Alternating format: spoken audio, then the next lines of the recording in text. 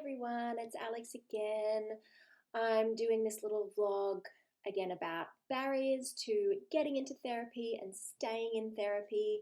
I've got a whole series of these little videos about different common problems that come up that I hear about where people can't get to therapy or they have to stop going to therapy, and how we can overcome some of these common barriers.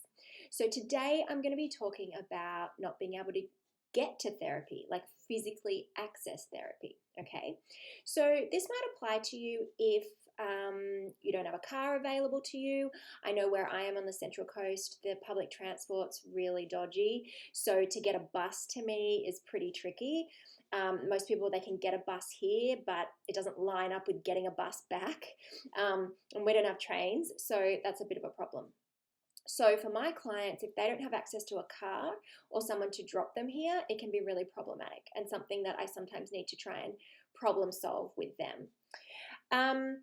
So depending on your area, if you're living in a remote area as well, there's obviously going to be issues around getting to therapy. If you live in a small town, there may only be one, maybe two, or maybe no therapists in your town. You might have to drive really far to get to somebody, and they might be quite busy. They might have a long wait list. These can all be problems. So, physically getting to appointments can be really tricky. Now, I'm going to have a little bit of a rant about Medicare because I've got a bee in my bonnet about this at the moment. Medicare recently announced that they were going to fund telehealth sessions for counseling. Okay, so that means that you could do Skype sessions or you could do phone sessions if you can't physically get to an appointment, which is great. The problem is when you look at the guidelines, that actually only applies to people in really remote areas. So there's a whole list of areas and only the most remote have access to that. What that means in practical terms is that if I have a client who can't physically get to a session, I can't let them claim the rebate from Medicare for that session, which means that they're out of pocket for the whole session cost. If they still want to go ahead with it, they don't get any rebate from Medicare. So Medicare currently in most areas does not allow for telephone or Skype sessions. This is a major gap, I think, in service provision, and I'd really encourage you, if you're in Australia, to write to your local member, to write to the government and say, we need Skype and phone sessions. We have a massive problem with mental health, particularly with youth, and, young people, my young clients, are often dependent on parents to get them to and from sessions. And their parents might work. They might only be able to come in evenings and on Saturdays. That ends up costing them more money because those are, peak times. This is a real problem. So, please write to your local member, get involved. I've been doing that, trying to get Medicare to pay some rebates for online sessions.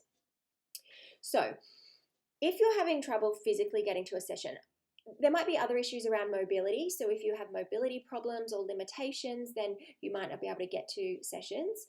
I have some clients where their mental health is so bad that getting to a session physically is really hard. So maybe their anxiety is incredibly high, and actually leaving the house and coming into the office is quite difficult. I always encourage them to try, because that's actually part of the treatment, is actually kind of getting out, facing that fear, coming in, sitting in a room, doing all of that stuff. But I understand sometimes it's too difficult.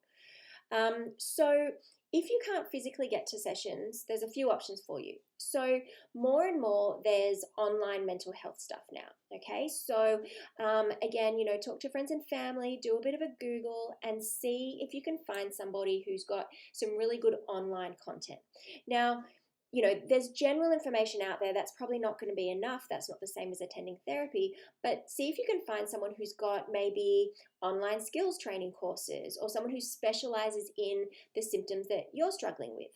There's some really good online anxiety programs, Mood Gym, if you are aware of them, or if you just Google Mood Gym. It's a really, really good online cognitive behavioral therapy program for anxiety and depression. for mood disorders. It's really thorough, actually. So they sort of take you through everything. It's really great. So there's a few little online programs like that. So if you have a look, get Googling and you can find them. If you want a more detailed list, get in touch with me and I can, direct you in the right way as well. But Google's pretty handy for that sort of stuff. So look for online resources. Second of all, see if you can find a therapist who does Skype sessions or phone sessions or is willing to do those sessions with you. Now, you won't be able to claim Medicare rebates if you're in Australia, but again, it might be just, you need to prioritize this treatment and, get what you can get. And if that means, just paying for the sessions without the rebates, then I'd really encourage you to go ahead and do that. So if you have a therapist in mind or you've been recommended somebody, don't be afraid to contact them and ask. Say, look, I'm going to really struggle to get to sessions. I understand that I can't claim those sessions under Medicare, but would you still be willing to do those sessions for a fee?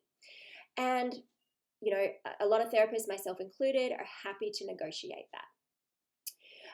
I've talked in a different video about the costs of therapy and the different referral types and the different sort of rebate options. I mentioned in that video called Money, Money, Money. Go back and have a look at it. I mentioned in that video that there's a program called Victim Services. And Victim Services, if you're eligible for that program, if you're covered by that program for your counselling, you are actually entitled to some phone sessions or some Skype sessions. So again, ask your therapist if that's of concern to you. The most important thing I want to stress to you, though, is don't assume if you can't physically get to a session, don't assume that you should just give up. Okay, there's lots of other options. Again, there's more and more online stuff coming on board. But if you know somebody that you want to work with or have a few sessions with, even if it's just an initial Skype session, just to see how it goes and see if there's a click and see if there's some good work you can do together. Get in contact and ask. It might end up costing you a few dollars more, but it might really be worth it in the long run if it means that things can improve the way that you want them to and the way you deserve, right? You deserve to have a good life where you can go and do what you want to do. Any questions, as always, contact me through my website or on my socials, and I'll talk to you later. Bye.